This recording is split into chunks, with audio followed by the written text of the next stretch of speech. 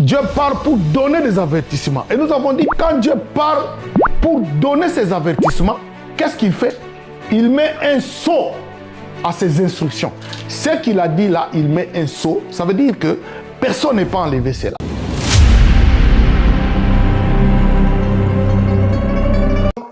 Nous avons dit les rêves qui viennent des événements que tu as vécu la journée. Ce sont des rêves qui sont des événements qui sont retenus dans votre cerveau. Qui sont retenus dans votre cerveau. Que le cerveau a enregistré. Alors, quand ces choses-là, ce sont des choses où il y a de fortes émotions, quand tu vas dormir, ça va revenir dans tes rêves. Je vous avais donné un exemple simple. J'avais dit, quand vous regardez la lumière ici, quand vous fermez les yeux, vous allez voir l'image de la lampe là, comme en négatif. Vous allez voir ça. C'est-à-dire, le cerveau a enregistré ça. C'est un peu comme ça. C'est pourquoi je vous avais dit, vous voulez faire de bons rêves, il faut dormir avec une ambiance céleste. Vous dormez avec des chants chrétiens ou des psaumes, des audios, des choses comme ça. Quand vous allez dormir, vous aurez tendance à rêver de ces choses-là. Parce que ces choses-là sont fraîchement enregistrées dans votre cerveau. Mais si vous regardez de mauvais films, vous regardez de mauvaises images, vous avez donné l'exemple des enfants, quand vous dormez avec une ambiance céleste, vous ferez de bons rêves. Quand vous venez de regarder de mauvais films, vous allez voir ces choses-là dans vos rêves. J'étais en train de dire, par exemple, les enfants qui regardent, il y a beaucoup de dessins animés qui sont mauvais. Ces dessins animés, la personne qui a conçu ça, l'idée qui est derrière, c'est quoi? C'est de faire peur. C'est ça l'idée, faire peur. Amen. Alors cet esprit-là, quand l'enfant dort, il commence à voir des choses comme ça. Et le diable va profiter de ça. On va voir ça après. Donc, il y a des rêves qui sont dus aussi à l'état d'âme. Et nous avons dit, les rêves qui sont dus à l'état d'âme, ça veut dire seulement votre être intérieur. Alléluia. Votre être intérieur. Tous les rêves qui sont dus à votre être intérieur. C'est-à-dire votre vraie identité. C'est votre vraie identité. C'est ça le rêve de l'état d'âme. C'est-à-dire, vous avez la révélation de ce que vous êtes réellement. Quand vous regardez le corps, vous n'allez pas comprendre. Mais ce que votre âme, parce que tout ce que quelqu'un fait, les décisions, tout ce que tu fais, les décisions, ta personnalité, ça se trouve dans ton âme. C'est ça les rêves qui sont dus à l'état d'âme. C'est ton identité. Et quand ce sont de mauvais rêves, ça veut dire seulement que vous êtes dans une captivité. Vous êtes dans une captivité. La plupart des rêves qui sont dus à l'état d'âme, ce sont des rêves où on est tenté. Parce que l'état d'âme, c'est vous. Vous voyez, c'est votre personnalité. C'est votre âme qui ira en enfer ou c'est votre âme qui ira au paradis. Alors, si vous êtes dans la captivité, vous allez commencer à avoir des rêves où vous êtes dans la captivité. Amen. Donc, quand vous rêvez, vous êtes en train de faire des choses que vous ne pouvez pas faire dans la réalité. C'est-à-dire que votre âme est déjà dans une captivité. Amen. Vous êtes dans une captivité. Et très souvent, c'est de mauvais rêves. Seulement, les gens interprètent mal les rêves. Les gens interprètent mal les rêves. Je pense que là, nous sommes dans la première partie, le message de tes rêves. On va prendre la deuxième partie. Alors, dans la première partie, nous avons parlé aussi des rêves qui viennent de Dieu, mais il y en a qui peuvent venir aussi du diable. Des rêves qui viennent de Dieu, Dieu vient vous révéler, peut vous révéler quelque chose qui peut arriver. La plupart des gens, ils disent, bon, quand tu rêves, tu es dans une fête, tu es en train de manger, ils vont vous dire, bon, c'est la sorcellerie. Je vous ai dit, ce n'est pas forcément la sorcellerie. Amen. Ça dépend de la source de ces rêves. Quand vous rêvez d'une fête, Dieu peut seulement te révéler qu'il y a un événement qui va arriver un peu dans ce sens-là. Comme une fête. Tu vois, tu peux rêver d'une fête et puis tu apprends qu'il y a un événement dans la famille qui ressemble à cela. Mais le rêve dont le diable et à la source, vous allez voir des choses qui contredisent la parole de Dieu. Par exemple, quand vous rêvez, vous êtes dans une fête. Je vous avais dit, vous n'allez pas forcément savoir qu'est-ce que vous mangez. Si vous dites déjà dans une fête, bon, je mangeais, vous n'allez pas savoir ce que vous mangez. Parce que ce qui est mis en exergue, c'est-à-dire ce qui est mis au premier plan, c'est la fête. Mais quand vous êtes dans une fête, et vous pouvez remarquer ce que vous mangez. Surtout, une alimentation qui a le sang. Parce que le sang, la Bible dit, c'est quoi? C'est la vie. Amen. Vous êtes dans une fête et que dans ces rêves-là, vous reconnaissez que vous êtes en train de manger une viande de bœuf ou un poulet. Vous voyez, tous ces aliments qui ont le sang, c'est un mauvais rêve. Parce que l'âme ne se nourrit pas de choses matérielles. L'âme se nourrit de choses spirituelles. L'âme d'un chrétien se nourrit de quoi? De la parole de Dieu. L'âme se nourrit de bonnes paroles. L'âme ne se nourrit pas de la nourriture. Or, les rêves, c'est un état spirituel. Dans les rêves, c'est un état spirituel. Donc, ça veut dire ton âme. C'est pourquoi je t'ai dit, c'est la vraie révélation de ton âme. Alors, quand tu rêves, et dans ces rêves-là, tu es conscient que tu mangeais un poulet, on était à une fête, on nous a servi un poulet, on nous a servi, c'était la viande de bœuf. Ce n'est pas un bon rêve. Amen. Pour ceux qui m'écoutent, il faut aller voir ton pasteur. S'il n'a pas la grâce, peut-être de connaître ces choses, il faut chercher une personne qui connaît comment interpréter ces choses et que tu dois suivre une séance de délivrance. Ça veut dire seulement qu'on est tenté de t'initier. On t'a initié. Et quand on a fini de t'initier, ce qu'on va faire, c'est quoi? On va mettre quoi? Le sceau. Amen. Et quand on met le sceau, c'est fini, tu deviens conscient. Beaucoup de gens sont initiés dans ce qui se passe. Ce qui s'est passé dans leur famille, ils sont déjà initiés. C'est pourquoi ces gens-là ne peuvent pas avancer spirituellement.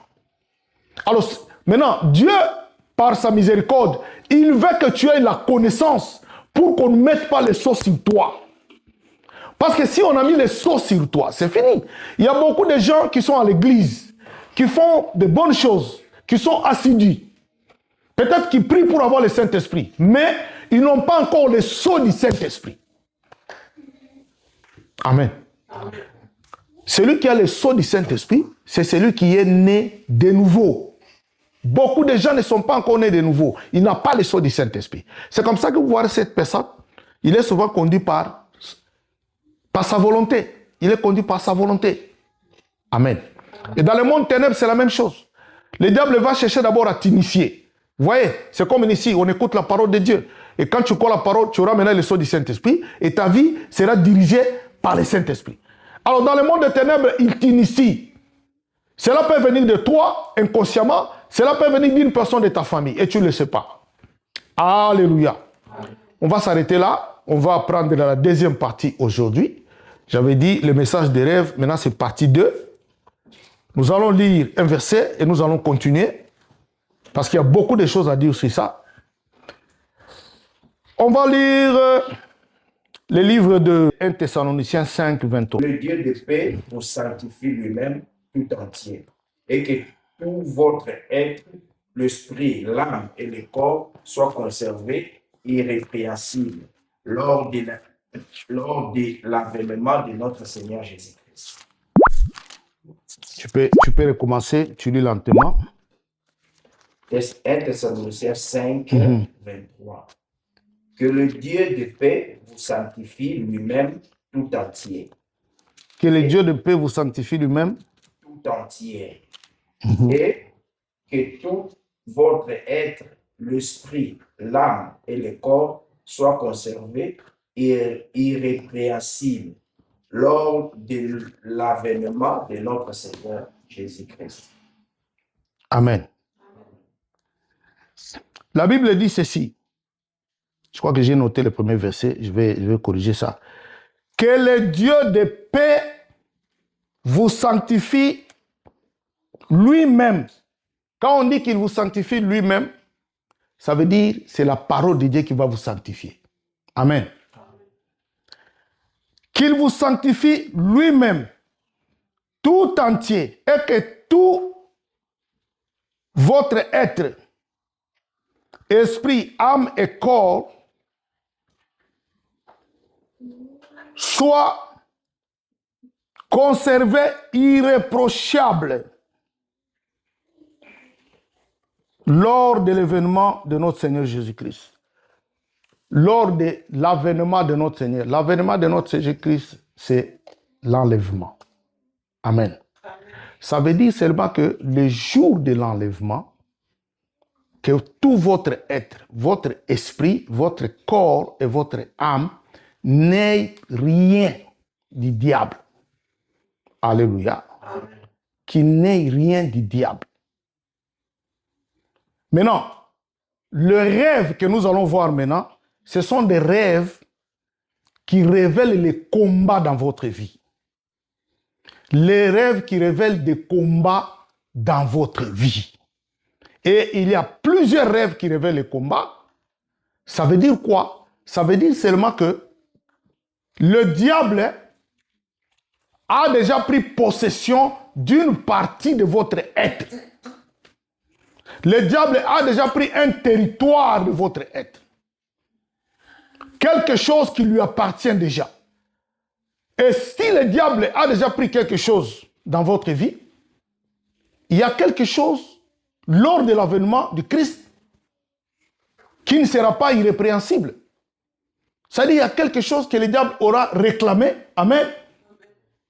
Et vous ne pouvez pas aller dans l'enlèvement avec quelque chose qui appartient au diable dans votre être. C'est pourquoi la Bible dit qu'il vous sanctifie lui-même. C'est-à-dire la parole de Dieu vous sanctifie complètement, tout entier. Votre être, votre esprit et votre âme. Amen. Ça veut dire seulement qu'il y a des rêves. Quand vous avez la vraie interprétation de ces rêves, vous devez chercher la délivrance. Vous allez comprendre qu'il y a encore un combat dans votre vie. C'est pourquoi nous avons lu au début, la Bible dit, Dieu parle tantôt d'une manière, tantôt d'une autre, et on n'y prête pas garde. Dieu a parlé. Pourquoi Dieu a parlé? La Bible dit pour vous préserver du mal, pour garantir votre âme de la fosse. C'est-à-dire votre âme de la fosse, de la mort. Et quand le diable vient dans votre vie, l'objectif c'est quoi? C'est vous détourner de la voie de Dieu. Et nous avons des rêves qui révèlent les combats. Et ces rêves sont dans plusieurs catégories parce qu'ils sont nombreux, mais nous pouvons prendre quelques catégories par la grâce de Dieu. Et parmi les rêves qui révèlent les combats, nous allons prendre la première catégorie. La première catégorie, ce sont des rêves de l'inachevé. Amen. Les rêves de l'inachevé, ça veut dire vous rêvez des choses que vous ne finissez pas. Vous rêvez des choses que vous ne finissez pas. Vous rêvez, par exemple, on vous a appelé à un test. Vous commencez à faire le test, vous n'avez pas fini, on a pris des feuilles. On a pris les papiers. Soit on vous a ravi. Ou bien vous remarquez, les autres commencent à remettre les papiers, c'est un test. Ils commencent à remettre et vous n'avez pas fini. Et du coup, vous commencez à écrire vite, vite, et vous n'avez pas fini, on prend le test. Je ne sais pas, peut-être parmi nous, il y a des gens qui ont déjà fait des rêves comme ça. Alléluia. Et Dieu révèle ces choses pour vous enseigner de quelque chose. Vous n'avez pas fini quelque chose et du coup, c'est la fin. Pourquoi cela arrive? Quel est le message qui est dans cela? Le message est qu'il y a quelque chose que le diable a retenu de vous. Il y a quelque chose que le diable a retenu. C'est comme une dette. Et comme tu as une dette envers lui, qu'est-ce qu'il fait? Il a retenu quelque chose. Quand tu as fait un examen que tu n'as pas fini, est-ce que tu vas réussir? Tu ne vas pas réussir. Quand tu as fait un test, tu n'as pas fini le test, est-ce qu'on va te retenir? On ne va pas te retenir. Maintenant, la réalité, c'est quoi? La réalité est que dans la vie normale, tu es en train de faire quelque chose, tu as peut-être un poste, peut-être tu travailles, tu as une bonne position, mais en réalité, la vie que tu as là, ce n'est pas la vraie vie que tu devais avoir. Si tu avais fini le test, si tu avais fini l'examen, c'est-à-dire que tu n'as rien qui appartient au diable. Alléluia. Il n'y a rien qui appartient au diable. Donc, ta vie pouvait être autre. Tu pouvais avoir une autre vie. Tu pouvais avoir une autre dimension. Mais parce qu'il y a une dette quelque part. Il y a une dette quelque part. Alors, le diable a retenu quelque chose qui était une bénédiction pour toi. Mais toi, quand tu regardes ta vie, tu dis, bon, je suis bien. Mais moi, je vais te dire, quand tu fais ce genre de rêve, ça veut dire que ta vie pouvait être meilleure que ce que tu vis. Alléluia. Amen. Maintenant, tu vas dire, quand est-ce que le diable a fait cela? Le diable, ce n'est pas seulement que c'est toi qui as fait quelque chose et puis le diable a retenu la dette. On va nous lire le livre des Hébreux 2, verset 14. Hébreux 2, 14. Ainsi donc, puisque les enfants participent au sang et la chair, il y a également participé lui-même, afin que par la mort, il anéantit celui qui a la puissance de la mort, c'est-à-dire le diable. Amen.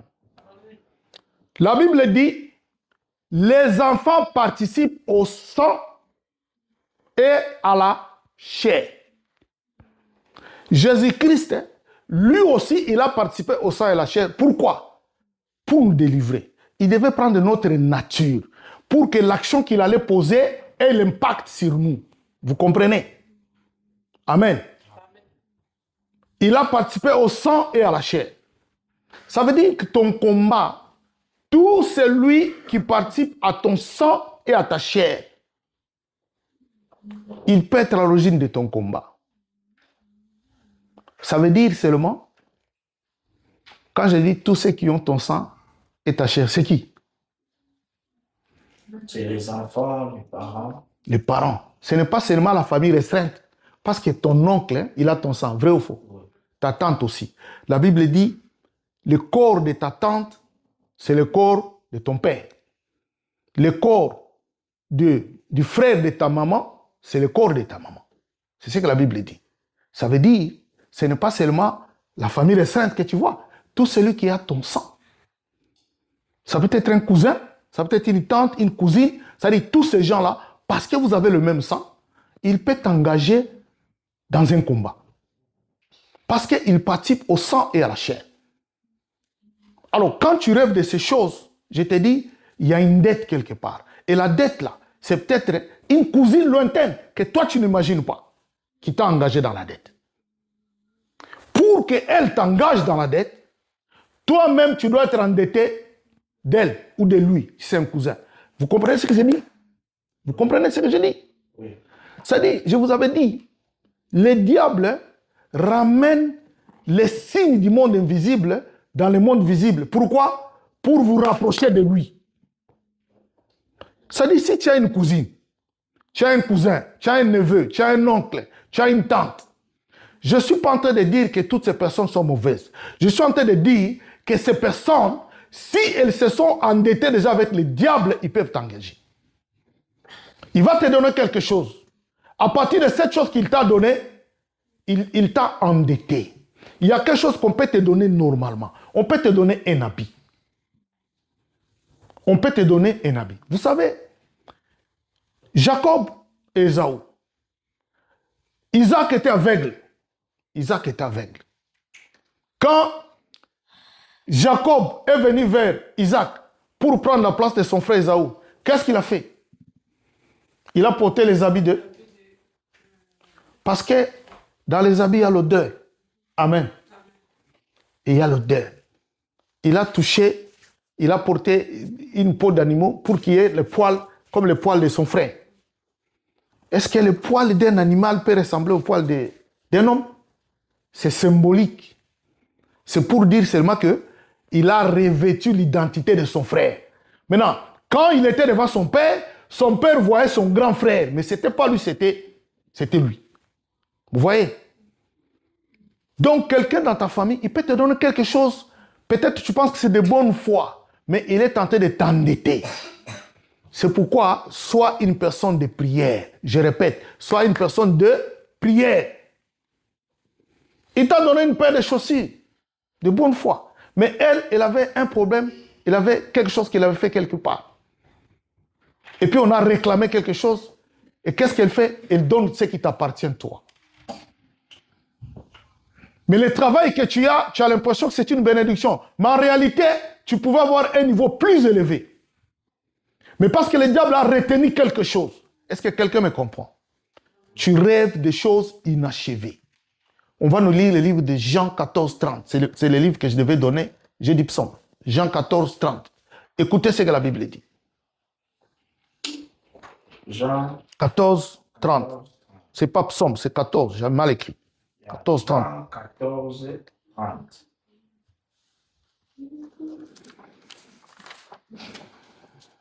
Rapidement. Je ne parlerai plus guère avec vous, car le prince du monde vient. Il n'a rien à voir. Je ne parlerai plus avec vous, car le prince de ce monde vient. Et il n'a rien à moi. Est-ce que vous me suivez? Il n'a rien à moi. Le prince de ce monde, c'est qui? C'est le diable. Le diable vient, mais Christ témoigne que le diable n'a rien à moi. Il faut que le diable n'ait rien en toi. Qu'il n'ait rien à te réclamer. Alléluia. Amen. Que le diable n'ait rien à te réclamer. C'est-à-dire que le diable n'ait pas un territoire dans ta vie où lui il est déjà occupé parce qu'il y avait une dette qui a été contractée. La Bible dit, 1 Roi chapitre 4, non, 2 Rois chapitre 4 verset 1. La Bible dit, il y a une femme de prophète. Cette femme voit Élisée venir. Il dit à Élisée que comme tu me vois là, le créancier est venu. Le créancier, c'est qui? Celui à qui tu dois une dette. Alléluia. Mutuya Nyongo. C'est ça le créancier. Le créancier est venu pour réclamer sa dette, mais comme on ne payait pas sa dette, il a voulu faire quoi? Prendre les enfants, faire de ses enfants qui? Des esclaves. On voulait prendre les enfants, faire des enfants des esclaves. Pourquoi? Parce que le père de ces enfants avait des dettes. Mais regardez, la dette que le père avait a comme répercussion sur les enfants. Amen.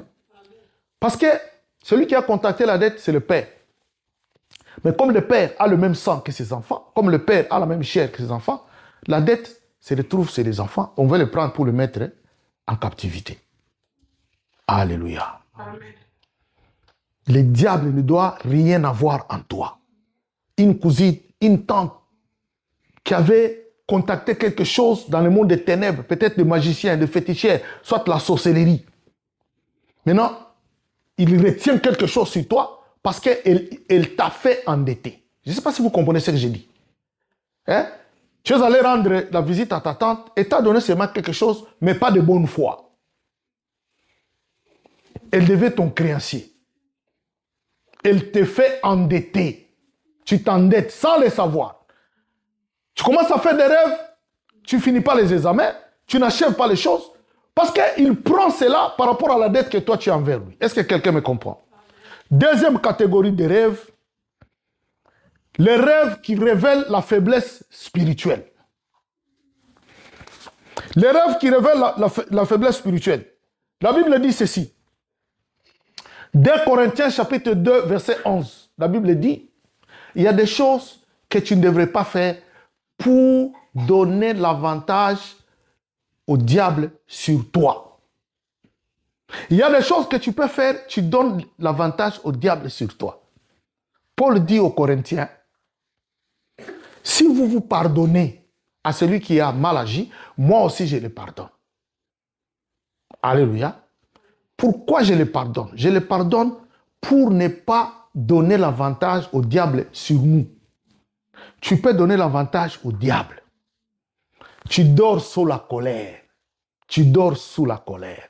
Tu dors, tu n'as pas pardonné. Est-ce que vous me suivez? Tu n'as pas pardonné. C'est-à-dire, tu as donné l'avantage au diable. Le diable va venir. Alléluia. Amen. Le diable va venir parce que tu as dit une position de faiblesse spirituelle. Tu n'as pas obéi exactement à Dieu. Tu n'as pas fait la volonté de Dieu. spirituellement, tu deviens faible. C'est comme ça que tu vas rêver. Très souvent, tu es vaincu dans les combats dans ton rêve. Il y a un combat où toi, tu es vaincu. Amen. Amen. Il y a des rêves où tu cours. Tu n'arrives pas à bien courir. C'est-à-dire, celui qui te poursuit, tu vois qu'il s'approche. Tu fais des efforts pour courir, tu n'arrives pas. Faiblesse spirituelle. Il y a des rêves où, pardon, tu arrives quelque part, c'est comme une pente. Tu dois monter. Tu essaies de monter, tu glisses. Tu essaies de monter, tu glisses. Tu commences à t'agripper à des choses. Tu n'as jamais fait des rêves comme ça? Peut-être oui. Tu t'agrippes à quelque chose pour monter. Alors qu'en réalité, quand tu dois faire des efforts, ta force doit venir d'où? De Dieu. Amen. Ta force vient de qui? C'est de Dieu. Mais si toi, pour monter, tu vois un petit arbre, tu tiens cet arbre pour faire des efforts pour monter, tu glisses. Des fois, l'arbre là, ça se casse. Tu vois, ce n'est plus Dieu ton support. Ce sont des petites choses qui sont devenues ton support. Tu n'arrives pas à monter. Tu essaies de monter une petite montagne, tu fais des efforts. Tu n'arrives pas. Faiblesse spirituelle. Pourquoi? Parce que tu as donné l'avantage au diable. La porte est ouverte, il est entré. Parce qu'il sait que spirituellement, tu n'as pas obéi complètement à Dieu. Est-ce que quelqu'un me suit? Si tu fais ce genre de rêve, tu dois améliorer ta vie de prière et tu dois améliorer ta façon d'être devant Dieu. Est-ce que quelqu'un me comprend?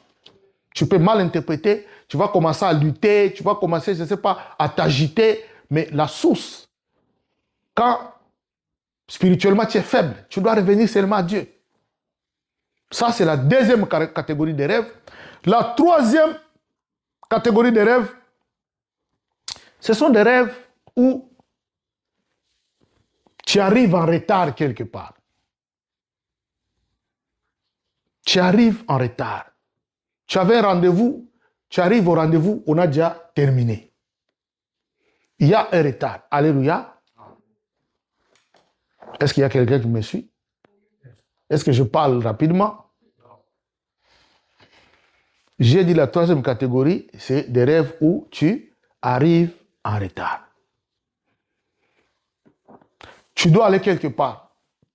Tu es en train de rêver, tu es par exemple dans un arrêt de bus, il se fait tard. On dirait tous les bus sont passés. Tu commences à attendre le dernier bus. Tu ne sais même pas s'il va venir.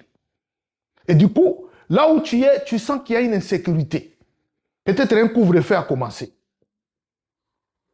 Je vous dis, les choses que je suis en train de vous dire, ce sont des choses qui sont arrivées aux gens, ils les ont racontées, et par la grâce de Dieu, Dieu a donné des révélations sur ça. Ce ne sont pas des choses qui sont en l'air, ce sont des choses qui sont arrivées aux gens. Quelqu'un te dit, j'étais à un arrêt de bus, du coup, je vois, il commence à faire sombre, on dirait qu'il n'y avait plus de bus. Et puis, tu viens, il y a un dernier bus qui arrive. Quand je dis bus, en fait, je fais un peu allusion en Afrique. Hein? Donc, le dernier moyen de transport, ce n'est pas comme ici, tu dois prendre un Uber à n'importe quand. Non. Il y a le dernier bus qui arrive, tu dois partir. Tu cours, mais tu as l'impression que tu es en train de le rater. Il est en train de partir, tu n'arrives pas à monter. Donc, tu arrives en retard. La Bible dit ceci. Abraham avait commis une faute devant Dieu. Abraham devait faire quelque chose que Dieu lui avait demandé de faire. En résumé, il devait partager les animaux en deux. Parce que Dieu voulait sceller une alliance avec lui. Abraham, il a partagé les gros animaux, les chevrons, la génisse. Maintenant, il a pris des oiseaux, il a vu comme c'était petit, il ne les a pas divisés en deux. Il a laissé. Et Dieu était fâché. Et Dieu lui a dit, ta descendance ira en captivité en Égypte. Et qu'est-ce qui est arrivé? Dieu leur avait dit, ils feront 400 ans. Je vous avais parlé de ça une fois. Ils feront 400 ans. Mais eux, ils sont sortis en Égypte après combien de temps? 430 ans.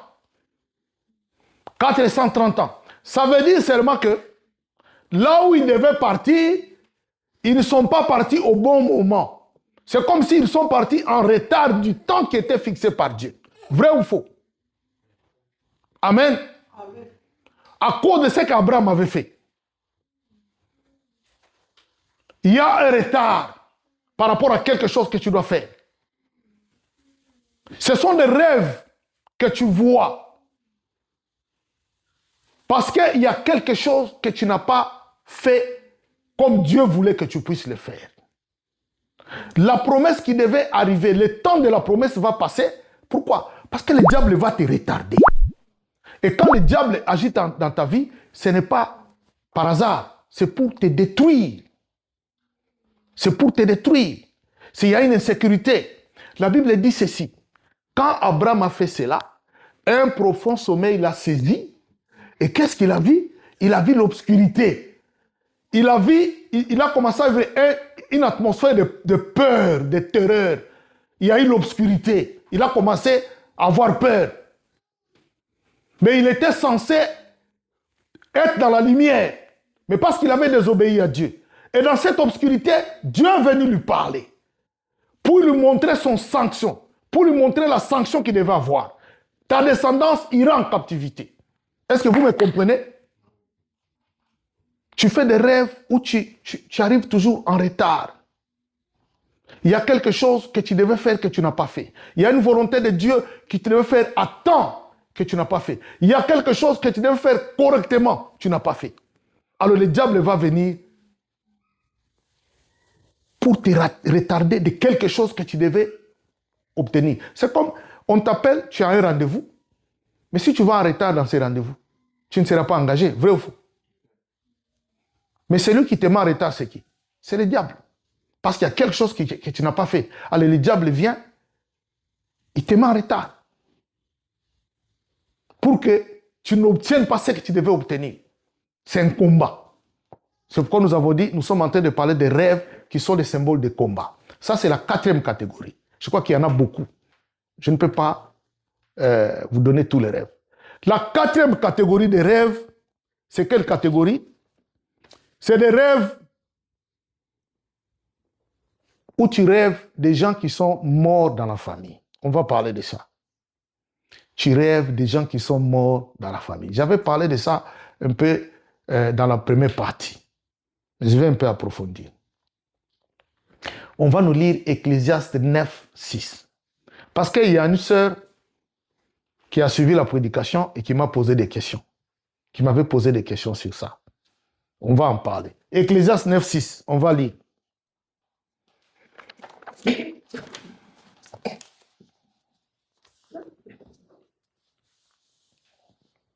Rapidement, frère. Ecclésiaste 9, 6. Bon, tu peux lire Ecclésiaste 9, 5 à 6. Les deux versets là. 5 à 6. 5 à 6. Les vivants, en effet, savent qu'ils mourront, mais les morts ne savent rien. Et il n'y a pour eux plus de salaire, puisque leur mémoire est oubliée.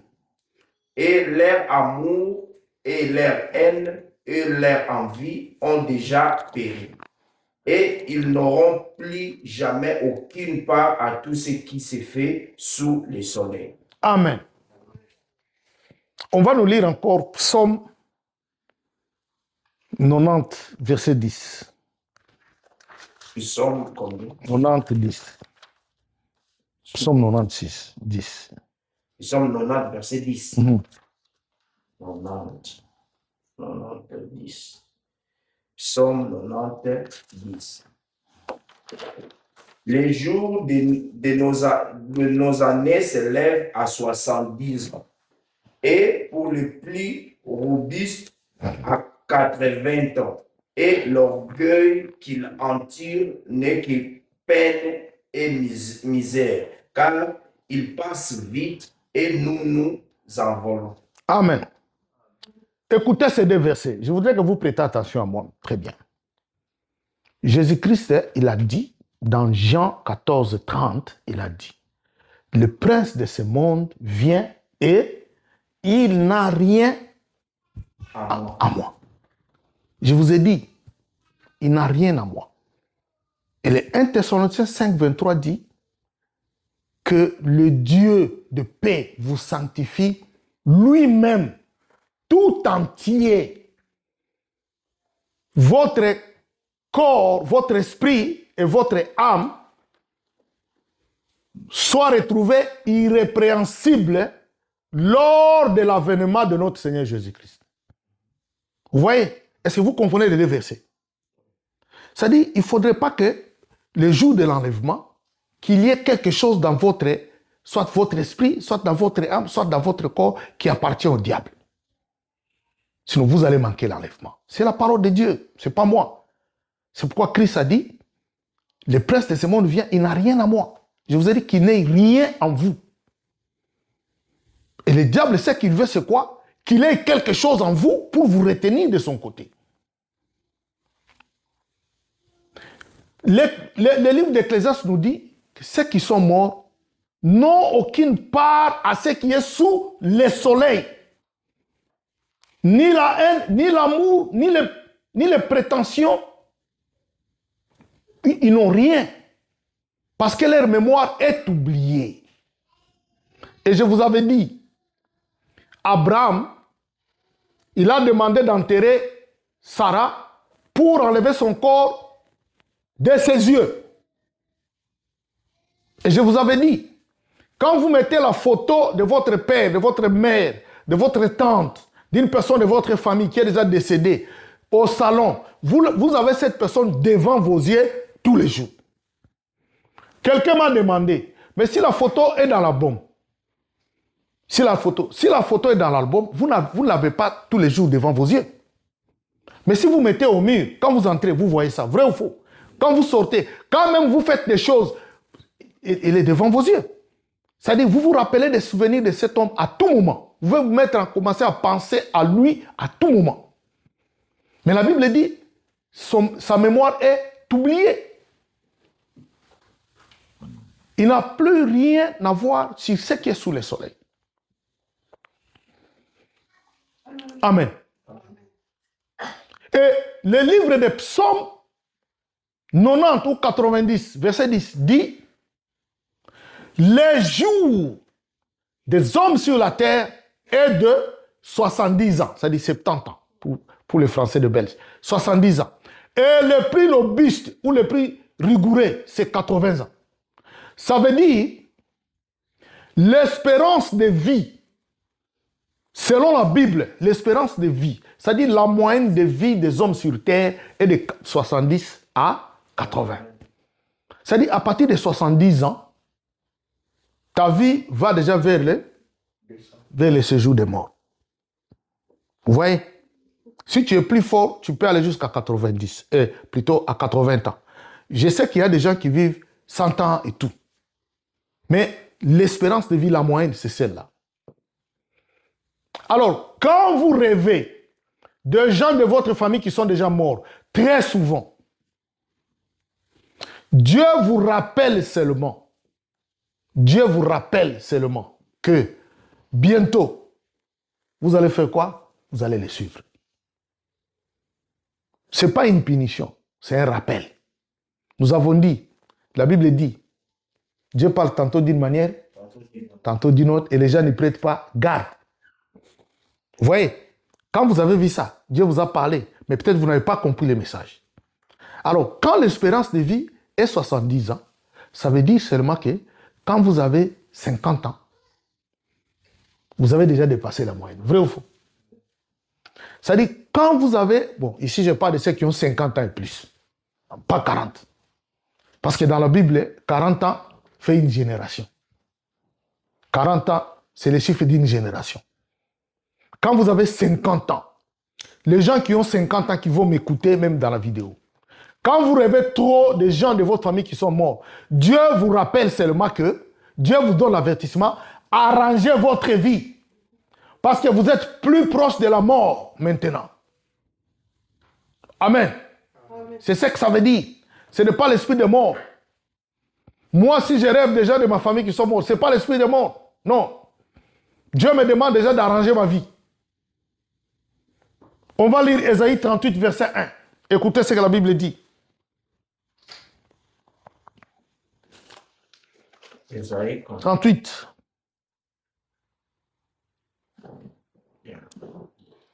Ésaïe 38, verset Un seul verset. Oui.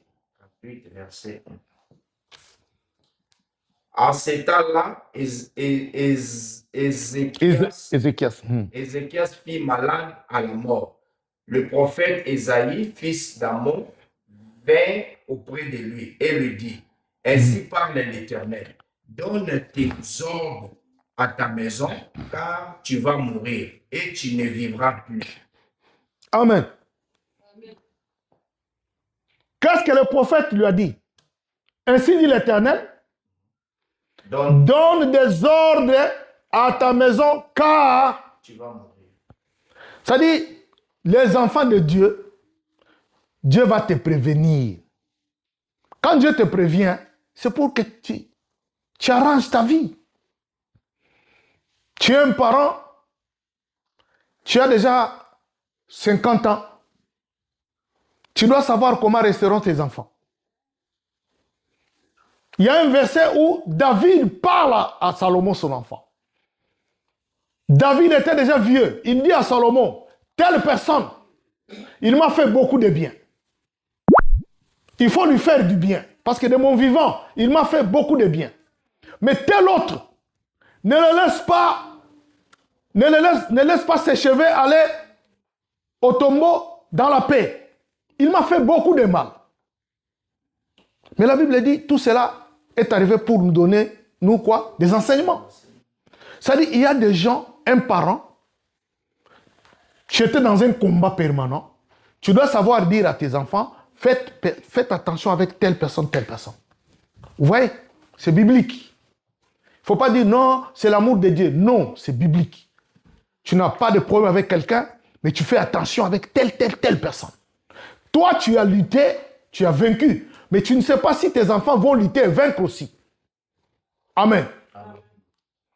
Donne des ordres à ta maison, car tu ne vivras pas. C'est un avertissement. La mort était là. C'est vrai qu'Ézéchias, il a prié et Dieu lui a ajouté des années. Alors, des rêves comme ça, c'est des rêves où Dieu te parle pour te dire, à un certain âge, la mort est plus proche de toi. À partir de 50 ans. Amen. Amen. Pourquoi 50 ans? Parce que 50 ans, c'est le jubilé. 50 ans, c'est le jubilé. Alléluia. Amen. C'est un âge qui est, je vais dire, significatif. Tout comme 40, la quarantaine est significatif. La trentaine aussi est significatif. Ici, on parle de 50 ans. Donc, si tu as déjà 45, 46, tu t'approches déjà. Mais des gens qui sont dans les trentaines, vingtaines, tu commences à rêver de gens de ta vie, de ta famille qui sont morts. Ça, c'est un esprit de mort. Ça veut dire, tu vas mourir avant l'âge.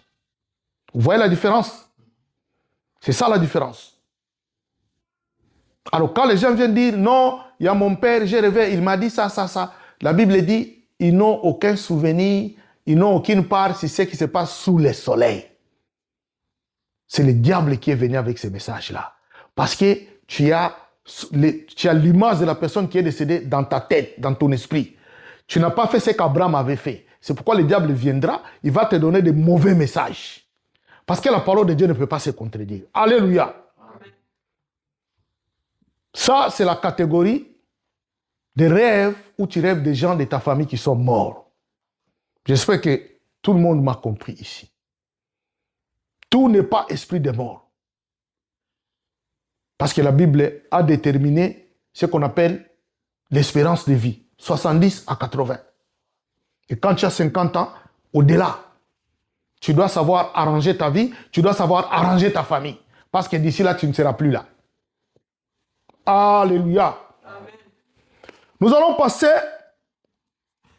à la 5e catégorie, et puis la 6e, ça sera la dernière. La 5e catégorie, ce sont tu vois des choses que tu as déjà vécues dans le passé. C'est comme si dans tes rêves, tu es en train de vivre ton passé. Tu es en train de rêver, tu vis toujours dans l'ancienne adresse où vous étiez avant. Tu es en train de rêver l'époque où tu allais encore à l'école, je ne sais pas, à l'école primaire ou aux humanités, mais tu as déjà fini les études. Mais toi, tu rêves toujours, tu vas à l'école. Tu es dans l'uniforme, tu vas à l'école. Ou tu es assis à l'école. Ou tu rêves, tu es encore enfant, tu es enfant, à un certain âge. Tu as un âge reculé. C'est-à-dire, tu rêves des choses qui sont déjà passées. Quand tu vois de tels rêves, c'est-à-dire, Dieu est en train de situer l'époque où a eu lieu ta captivité.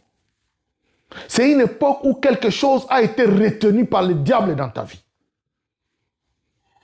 Par ta faute ou pas par ta faute. J'ai dit, tous ceux qui participent au sang et à la chair dans ta vie, ils peuvent être source ou cause de cette captivité. Est-ce que quelqu'un me suit? C'est l'époque où quelque chose s'était passé. Pourquoi Dieu te rappelle cela? Dieu te rappelle cela pour que tu pries. Après avoir compris, après avoir reçu une bonne interprétation, tu vas prier pour briser tout ce qui a été fait à cette époque-là. C'est-à-dire, ton esprit est en train encore de vivre cette époque-là. Je t'avais dit que ce que ton corps ne peut pas voir, ton esprit peut l'avoir. Je vous avais dit. Parce que l'esprit n'a pas quoi? Il n'a pas de limite. C'est comme ça que quand tu es dans le monde spirituel, quand tu dors, c'est le monde spirituel. Ton corps ne fonctionne plus. Mais quand tu dors, ton esprit rentre quand tu avais 16 ans. Ton esprit rentre quand tu allais encore à l'école. Ton esprit rentre. C'est là où se trouve ton combat. C'est à cette époque-là que se trouve ton combat. C'est pourquoi tu vois cela très souvent. Donc, Dieu veut te montrer seulement que tu as été captif depuis cette époque-là. Tu dois prier pour briser cela. Parce que si tu ne le fais pas, c'est un domaine de ta vie que le diable retient. Tu peux manquer l'enlèvement. Amen. Parce que Christ a dit, le prince vient, il n'a rien à moi.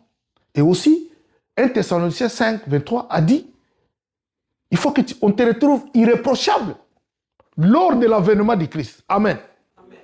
Mais il y a quelque chose dans ta vie qui est retenu là-bas.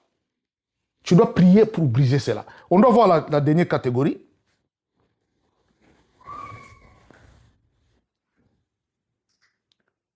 C'est la 6e catégorie. C'est des rêves. Tu rêves, tu es égaré. Pour la 6e catégorie, il y a un verset que j'ai mis ici. Vous pouvez noter Matthieu 4. Je crois que dans toutes les catégories, j'ai donné des versets. Peut-être la 5e catégorie, je n'ai pas donné de versets. Mais la 6e catégorie, il y a Matthieu 4, 5 à 6. Matthieu 4, 5 à, pour ceux qui écrivent. La 6e catégorie, tu rêves que tu es égaré. Tu as déjà fait des rêves comme ça. Tu rêves, tu es dans un endroit que tu ne connais pas. Peut-être tu es en train de demander aux gens l'adresse. C'est-à-dire tu es en train de faire des efforts pour rentrer à la maison, chez toi. Parfois, tu ne retrouves pas les chemins de la maison. Tu es dans un endroit inconnu. Amen. Tu es égaré.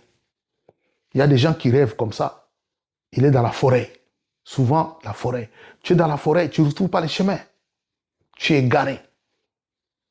Ça, si tu fais ces rêves, d'une manière particulière, ces rêves, ça, c'est une attaque de ton âme. C'est une attaque de ton âme. C'est, je vais dire, une initiation. C'est un mauvais rêve.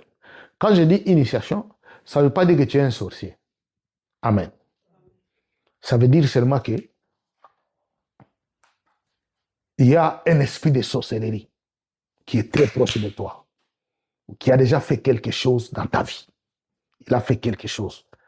Ça ne veut pas dire que tu es sorcier. Parce que sinon tu vas dire, ah, je ne vais pas raconter ces rêves-là. Ouais, je suis sorcier. Ouais. Mais ce que je te dis, c'est pour ta délivrance. Matthieu 4, verset 5 à 6, dit ceci. Le diable, il a transporté Jésus sur une montagne. Dans d'autres versions, on dit, il a transporté au sommet du temple. Il a Il l'a amené quelque part là-bas. Et quand il arrive là-bas, il lui a proposé quelque chose. Il lui a montré, il lui a dit, tu vois tout ça, ça m'appartient. Si tu m'adores, je vais te donner tout ça. Alléluia. C'est-à-dire, le diable a transporté Jésus où? Dans son territoire. C'est son territoire. Le monde et le royaume ont été donnés au diable. Par qui? Par la faute d'Adam. C'est Adam qui avait ses pouvoirs, mais par le péché d'Adam, il a cédé son pouvoir au diable. Amen. C'est son territoire. Quand tu rêves que tu es dans la forêt, tu es perdu. C'est une initiation. Il y a un sorcier dans ta famille. Il y a un sorcier dans ta famille. Ça peut être une cousine, un cousin, une tante, un oncle, je ne sais pas qui. Quand tu fais ces rêves-là, il t'amène sur son territoire pour maintenant te diriger. Tu es égaré. Tu n'as plus le sens d'orientation. Ça veut dire seulement que l'esprit qui est en toi est soumis à son esprit. Alléluia. C'est un mauvais rêve. Tu vas chercher la délivrance. Moi, j'ai déjà fait un rêve où une connaissance de la famille que je suis allé trouver dans un endroit éloigné, dans beaucoup de clôtures. Et je l'ai vu là-bas. Et cette personne de la famille, il est dans une pratique. Quand je dis famille, c'est famille éloignée, hein, ce n'est pas tout proche. Non, c'est éloigné. Il est entouré de plusieurs clôtures. Et je suis allé pour le délivrer. Et on me dit, si tu vas le délivrer, on va te donner quelqu'un, tu vas te battre avec quelqu'un de notre côté. Si tu bats cette personne, alors tu vas le délivrer. Alors, on nous a mis quelque part, c'était, on dirait une clôture, il y avait beaucoup de sable là-bas. Maintenant, il n'y avait pas moyen que je puisse tenir ferme sur le sol parce que le sable là, ça glissait. Vous voyez, ça c'était le monde du diable. Et puis, à un moment, j'aimais beaucoup de chansons chrétiennes. J'ai entendu au loin une chanson qui commençait à jouer. C'est la chanson de maman, comment elle s'appelle, c'est notre maman là, Chabani, Micheline Chabani. Il y a une chanson que j'aimais beaucoup. Cette chanson s'appelle Singa. Je vais vous demander d'aller sur Google après, écouter cette chanson. Écoutez cette chanson. Quand on va finir ici, on va mettre sa chanson, vous allez écouter la chanson. Rien que cette chanson, ça peut vous délivrer. J'ai entendu cette chanson qui commence à jouer loin. Donc la chanson dit que les choses qui arrivent à certaines personnes de la famille, c'est les liens. Ils ont été liés et tout. Maintenant, elle disait, délivrez-moi Seigneur, délivrez-moi Seigneur. Ça, Lingala, ça chantait. Quand j'ai écouté ça, du coup, mes pieds ont tenu ferme sur le sable là. Et j'ai battu le type là qu'on avait mis pour qu'on se batte avec lui. Je l'ai frappé. Et j'ai demandé à la personne, on va aller comme ça. Et puis du coup, j'ai entendu, loin là-bas, j'ai entendu, vous connaissez les gens, les receveurs. J'ai entendu des receveurs qui citaient le nom de la commune où on devait aller. Lemba, Lemba, Lemba, Lemba. Donc j'ai commencé à suivre la voie et puis on est parti. Ça dit, tu rêves, tu es égaré, c'est pas bon. Il ne faut pas dire, on va dire je suis sorcier. Non, tu dois demander ta délivrance. Je te dis, c'est une initiation. Quand l'initiation finit, on va faire quoi? On va faire quoi? On va te mettre les sceaux. Quand on te met les sceaux, c'est fini. Quand on met les sceaux, c'est fini. Tu seras conscient maintenant, c'est fini. Ça va être difficile de rentrer derrière. Parce que quand le diable t'a mis les sceaux, c'est difficile que Dieu veuille mettre un sceau là où il y a un autre sceau. C'est difficile. Un esclave n'a pas de sceau, il a un seul sceau. Amen. Alors quand tu rêves que tu es garé dans la forêt ou dans quelque part où tu ne connais pas les gens, c'est pas bon. Alléluia. Est-ce que quelqu'un m'a suivi? Je crois que j'ai beaucoup parlé et je vais demander toujours des questions. Si vous avez des questions, il faut poser des questions après et puis on va prier. Je vais demander à tout celui qui va écouter ce message, qui a besoin peut-être de délivrance, qu'il écrive seulement dans les commentaires de cette vidéo, et puis on va se mettre en contact avec la personne. On va se mettre debout, on va prier.